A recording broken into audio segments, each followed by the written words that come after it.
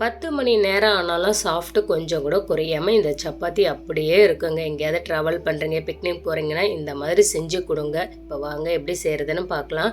நான் 3 கப் அளவுக்கு கோதுமை மாவு எடுத்திருக்கேன். கூடவே கொஞ்சமாக உப்பு, ஓமம் சீக்கிரமாக ஜீரணமாகும். அதுக்காக தான் அதை சேர்த்துக்கிறோம். கொஞ்சம் கொஞ்சமாக வெது வெதுப்பான சுடு தண்ணியை ஊற்றி பிசைஞ்சிக்கோங்க. இல்லைனா சில் தண்ணியில் ஊற்றிலையும் பிசையலாம். கடைசியாக ஒரு டீஸ்பூன் அளவுக்கு நெய்யை சேர்த்துட்டு அந்த கைகளுடைய அந்த விரல்களை மடக்கி பிசையணும். நல்லா சாஃப்டாக பிசையணும். இந்த மாதிரி தான் அதோடைய பிசைகிற விதமே இப்படி தான் பண்ணணும். நம்ம டைரெக்டாக ஃபிங்கரில் வச்சு பிசையக்கூடாது. ஃபஸ்ட்டு மாவு எல்லாமே நல்லா மிக்ஸ் பண்ணிவிட்டு கைகளை மடக்கி பிசைஞ்சு எடுத்துக்கோங்க.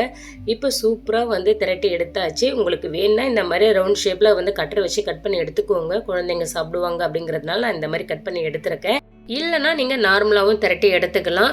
இதில் முக்கியமாக கவனிக்க வேண்டியது என்னென்னா, தோசைக்கல்லை லோ டு ஹைன்னு மாற்றவே கூடாதுங்க. சப்பாத்தியை பொறுத்த வரைக்கும் ஒரே ஃப்ளேமில் தான் இருக்கணும். ட்ரை பண்ணி பார்த்துட்டு நம்ம சேனலை மறக்காமல் சப்ஸ்கிரைப் பண்ணுங்கள்.